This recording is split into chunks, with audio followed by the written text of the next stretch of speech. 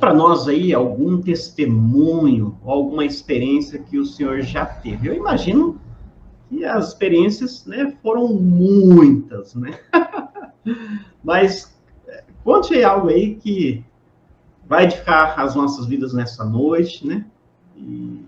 Pastor, para contar um pouco sobre algum testemunho ou experiência de oração, como essa pergunta que eu já tive muitas experiências, não é? Já tive muitas experiências, mas algumas marcam a vida da gente.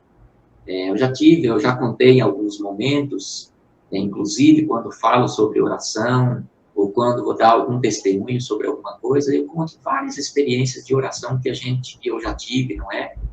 Já presenciei também de oração de outras pessoas, coisas que aconteceram imediatamente, coisas que demoraram um pouco para acontecer.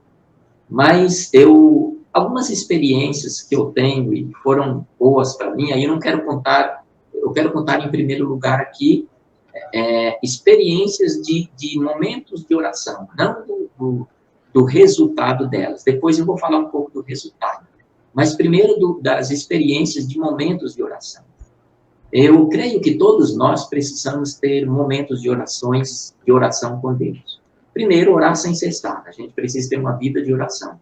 Segundo, nós precisamos ter aqueles momentos específicos de oração. E nós precisamos ter na nossa agenda alguns momentos que nós vamos priorizar para esse tempo de oração. Algumas pessoas têm utilizado uma expressão que até de um filme que muita gente já assistiu, que é o Quarto de Guerra, aquelas experiências de ter o seu cantinho, o seu quarto de guerra, o seu local de oração. Tem pessoas, eu já tive isso, aqui nessa casa que eu estou hoje, eu não tenho esse quarto de guerra, mas quando eu morava em Nova Resende, quando eu morava em São Paulo também, mas principalmente em Nova Resende, eu tinha um lugar que seria o meu quarto de guerra. E ali eu colocava, naquele quarto de guerra, eu colocava ali as minhas metas de oração, os meus pedidos de oração, as pessoas pelas quais eu orava, e ali acontecia muitas coisas. Mas eu quero falar primeiro desses momentos. Então, eu já tive experiências de escolher momentos de oração em horários diferentes. Eu já tive momentos de oração, ter aquele momento a sós com Deus, às 3h, e aí alguém vai dizer assim, mas às 3h eu estou trabalhando, às 3h eu posso estar viajando, às 3h eu estou fazendo alguma coisa, não posso parar para orar. Eu acho que nós precisamos fazer os nossos relógios. Então, eu já tive relógio, eu estou falando de testemunho, não é? Eu já tive momentos de fazer as minhas orações às 3h. Eu me lembro que há um tempo atrás, mesmo se eu estava viajando, eu parava o meu carro, deu 3h, eu parava o meu carro e fazia um momento de oração ali, nem que fosse por 5 minutinhos. Se eu estivesse numa empresa trabalhando e isso acontecia, eu dava um jeito de sair ali para fazer que ia tomar uma água, beber uma água, 5 minutinhos, para ir lá fazer o meu momento de oração.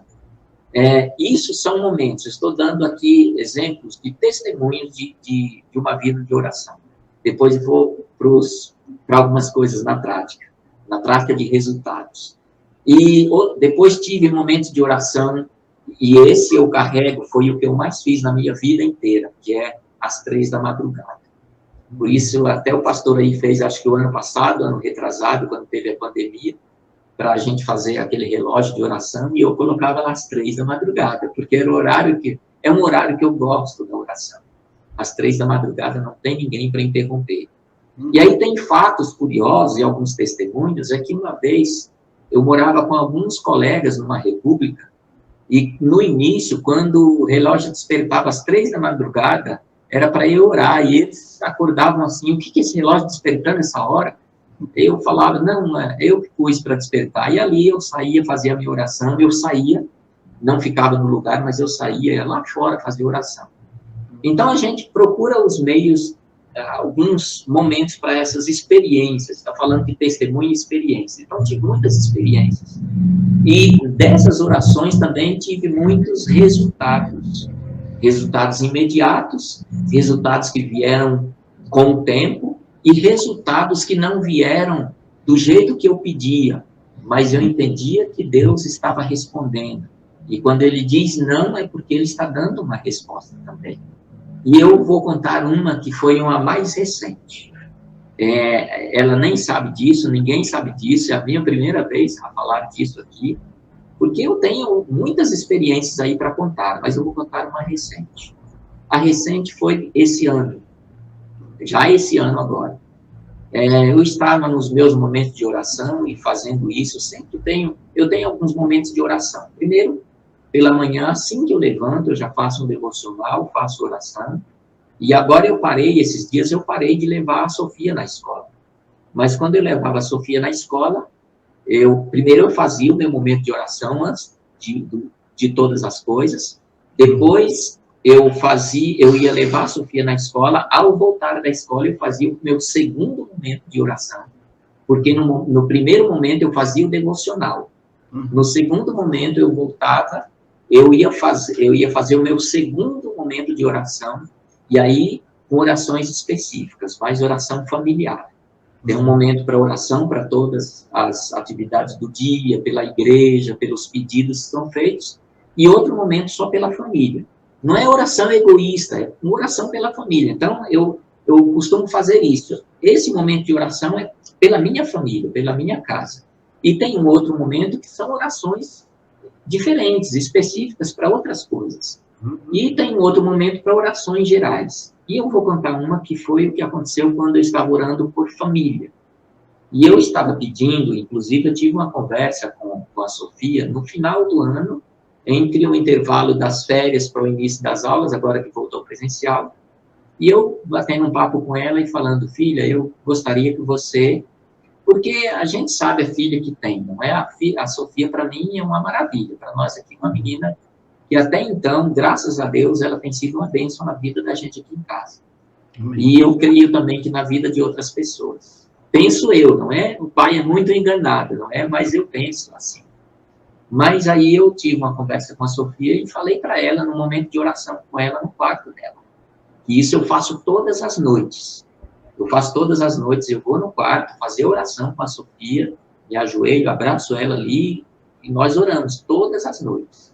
Só se ela estiver longe de mim, mas dormir em outro lugar. Mas eu faço isso todos os dias, todas as noites. E aí, numa dessas noites, eu estava conversando com ela, e eu falei para ela o seguinte, filha, eu oro a Deus todo dia para que você seja um exemplo na escola, para que você seja uma influência, para que você seja uma influenciadora. E eu oro todos os dias pedindo que ela não seja má influenciada. Porque a gente sabe que nesse momento, não é, as escolas têm muita coisa. E eu falei, olha, a gente não conhece todas as pessoas, mas eu gostaria que você não fosse influenciada, mas que você influenciasse as pessoas. E aí, sei que eu orando com isso sempre.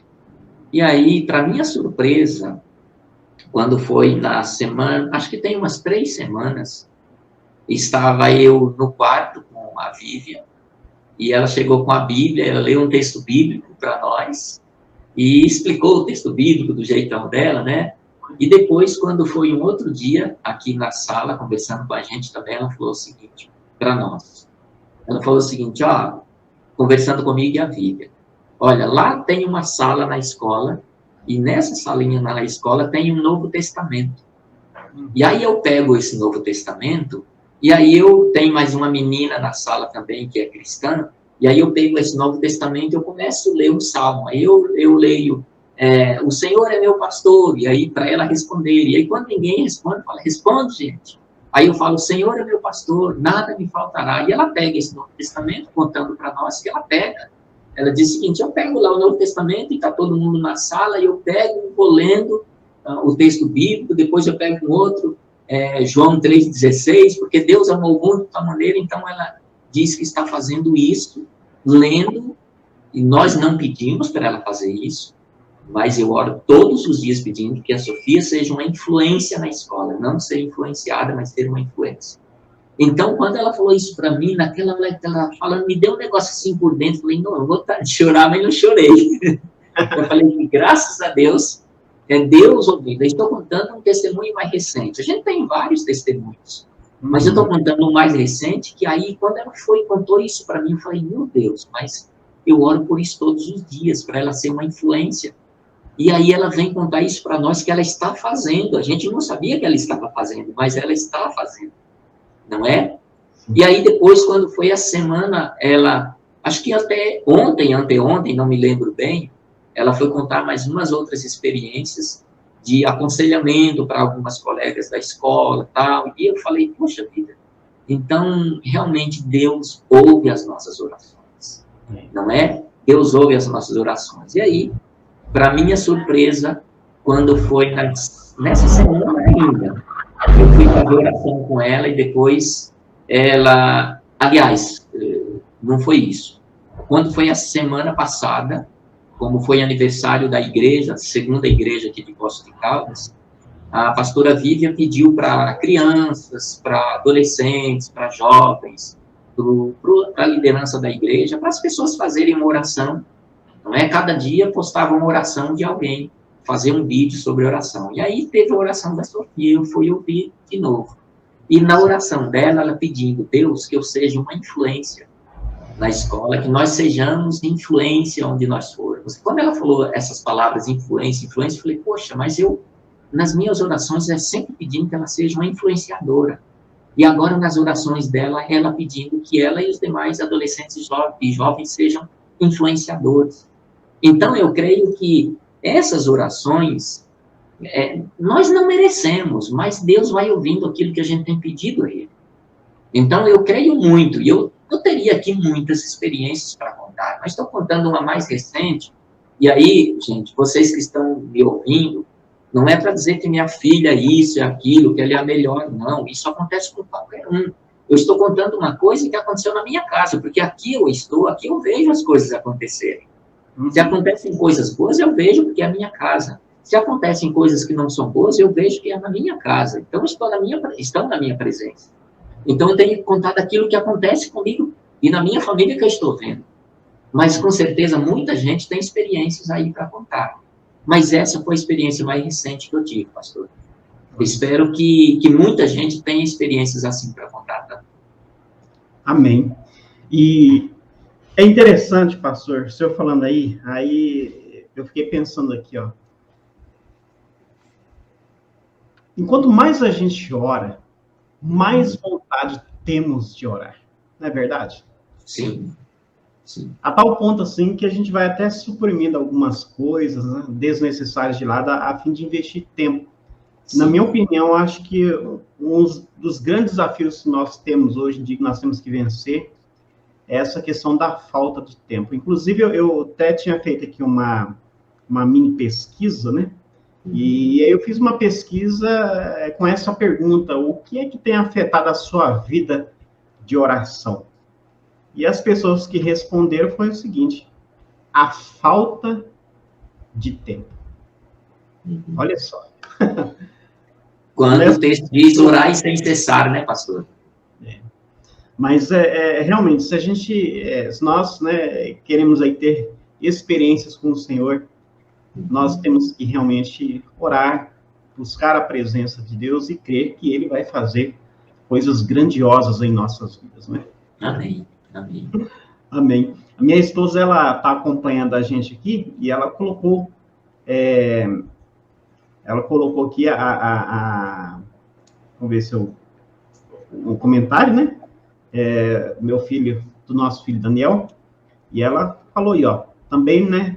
Nós oramos pelo nosso filho Daniel todas as noites, antes dele dormir. Nós temos aqui o nosso cultinho doméstico, todas as noites, e nós temos aí a Valéria, ela lê a Bíblia, né, para ele ali, num linguajar que ele venha compreender. Ele tem apenas 6 anos, e eu fico com a parte da oração.